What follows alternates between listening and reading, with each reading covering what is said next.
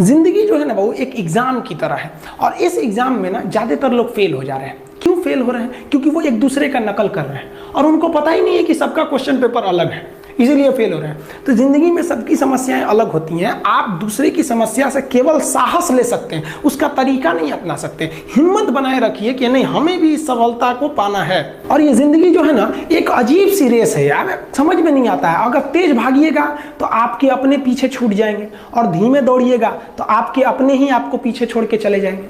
इसलिए जिंदगी की रफ्तार इतनी बनाए रखो यार कि भले दुश्मन आगे निकल जाए लेकिन एक दोस्त पीछे नहीं छूटना चाहिए। अपने जिंदगी में हौसला बना के रखिए। पतंग को पता होता है कि उसका अंत एक कचड़े में जाकर होगा, लेकिन उससे पहले उसे आसमान छूकर दिखाना होता है। पहाड़ों को चीरते हुए जब नदी निकलती है ना तो कभी नहीं पूछती है कि समुद्र अभी कितना दूर है, और नदी में गिरने से तो कभी किसी की मौत नहीं होती है। मरता तो वही है जिसे तैरना नहीं आता है। तो हम सब परिस्थितियों के आगे हार जाते हैं, हम हार जाते हैं। परिस्थितियां सबके सामने होती है, जो डट के रहा उसे मंजिल मिली, और जो नहीं डटा वो हार के चला गया। जब हमारे पास परिस्थितियां आती हैं, हम घिर जाते हैं चारों ओर से, तो हम परिस्थितियों को दोष देने लगते हैं, न कि उस परिस्थितियों से निकलते हैं। कोई मस्जिद जाता है, कोई मंदिर जाता है, कभी सोचा है भगवान को कितना बुरा लगता होगा? सोचते होंगे कि बंदा केवल हमसे मांगने ही आता है, यार कभी मिलने भी आया करो। हमको तो लगता है किसी दिन भगवान निकल के बोलेंगे कि यार केवल तुम लोग हमसे मांगने ही आते हो, कभी मिलने भी आया करो। तो भगवान से या अल्लाह से सबसे एक दुआ मांगिए कि आप हमको मुसीबत देना है, आप दीजिए। आप जिस तरह से हमें खुशी देते हैं उसी तरह से हम आपके दिए गए दुखों को भी अपनाएंगे, लेकिन हाँ, उस दुख से लड़ने की हिम्मत भी जरूर दीजिएगा। और सबको अपने अपने कर्मों का पता होता है, यूं ही गंगा किनारे इतनी भीड़ नहीं लगी रहती। देखिए जिंदगी में आपसे भी कुछ गलतियां होंगी, और गलती किससे होती है? जो काम करता है, मेहनत करने वालों से ही तो गलतियां होती है। निकम्मों की तो पूरी जिंदगी निकल जाती है दूसरों में कमी ढूंढते ढूंढते। देखिए सफलता और असफलता में थोड़ा सा अंतर है। सफलता आपका परिचय दुनिया के सामने कराएगी, और असफलता दुनिया का परिचय आपसे करा देगी। इसलिए सफल जरूर होइए। देखिए 97% लोग जो है ना वो थक के किसी काम को छोड़ देते हैं, और जिंदगी भर उन 3% लोगों के लिए काम करने लगते हैं जो कभी भी हार नहीं मानते। मेहनत बता देता है कि परिणाम कैसे मिलेगा, वरना परिणाम तो बताता ही है कि आपका मेहनत कैसा था। कुछ लोगों को लगता है कि उनके पिताजी बहुत पहुंच वाले हैं, दादाजी बहुत पहुंच वाले हैं, तो उनकी बदौलत हमें कोई काम मिल जाएगा, कोई जॉब मिल जाएगा। तो कोई ये बहुत बड़ी बात नहीं है। पहचान से मिला काम बहुत देर तक नहीं रहती है, लेकिन काम से मिलने वाली पहचान आजीवन रहती है। आप वाला हाल कभी मेरा भी रहा है, इसलिए मैं आपकी परेशानी समझ पा रहा हूं, है ना। मेरा हाल ऐसा रहा कि मैं जिस भी एग्जाम में बैठा टॉपर रहा, गोल्ड मेडलिस्ट रहा, हर जगह पर हमेशा आगे आगे उड़ता रहा। अपने आप को समझने लगा कि मैं तो बहुत बड़ी चीज बन गया हूं।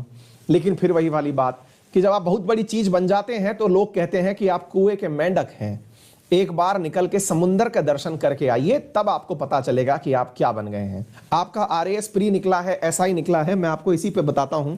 मैं साहब IIT में एडमिशन लिया तो उस समय मेरी ऑल इंडिया रैंक IIT के अंदर जी थी, वो 41 थी, जिसके आधार पर मुझे एडमिशन मिल रहा था। मेरी परसेंटाइल थी 99.41, है ना। तो बहुत अच्छे से मेरा IIT कानपुर में एडमिशन हुआ साहब। अब एडमिशन हुआ तो मैं अपने आप में उड़ता हुआ गया कि भाई मैं ऑल इंडिया रैंक 41 हूं, तो भाई AIR 41 की थोड़ी इज्जत विज्जत होनी चाहिए। पहुंच गए हम साहब, गेट के एग्जाम के थ्रू हम पहुंचे थे IIT कानपुर में। वहां पहुंचे तो जिससे हमारी मुलाकात हुई वो विद्यार्थी रैंक 1 था। हम एकदम सदमे में, हमने कहा कि यार तुम ही एक प्राणी हो जो रैंक 1 मिले हो हमें। फिर अचानक हमें पता चलता है कि वह गिनती से सारे टॉपर्स हैं। कोई बता रहा है कि साहब हम JEE के रैंक 1 हैं, कोई बता रहा है कि साहब हम फलाने साल के रैंक 1 हैं, कोई बता रहा है कि हमने इस एग्जाम में ये स्कॉलरशिप प्राप्त कर ली है, कोई बता रहा है कि हमारा MIT में एडमिशन हो गया है। हम एकदम घबरा गए, हमने कहा यार ये क्या चल रहा है।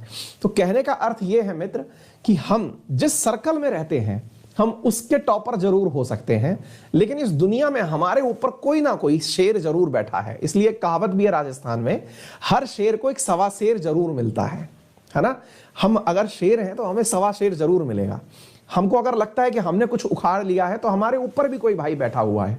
वही मैं कई बार सोचता हूं कि गलती से अंकित अवस्थी तुम्हें यह लगने लग जाए कि तुमने बहुत कुछ जीवन के अंदर पा लिया है, तो फिर अचानक रियलाइज करो कि बेटा तुम्हारे जैसे ना इस शहर में इतने लोग हैं कि सरकार उनकी जनगणना तक नहीं करवाना चाहती है कि कितने करोड़पति शहर में रहते हैं। कारण यह है हमारा अपना कैलकुलेशन का तरीका है। आज आप जिस शहर में रहते हैं उस शहर के अंदर देखिएगा कि एक चौराहे पर एक घर ऐसा जरूर होगा या एक प्लॉट ऐसा जरूर होगा जिस भी शहर, गांव, देहात में जहां भी रहते हो, जिसकी कीमत करोड़ों में होगी। आपके शहर के अंदर एक ना एक सिटी सेंटर जरूर होगा जहां पर कोई प्लॉट, कोई दुकान जिसकी कीमत करोड़ों में है। आप विचार करिए कि वो करोड़ों वाले कितने लोग होंगे इस पूरी धरती पर।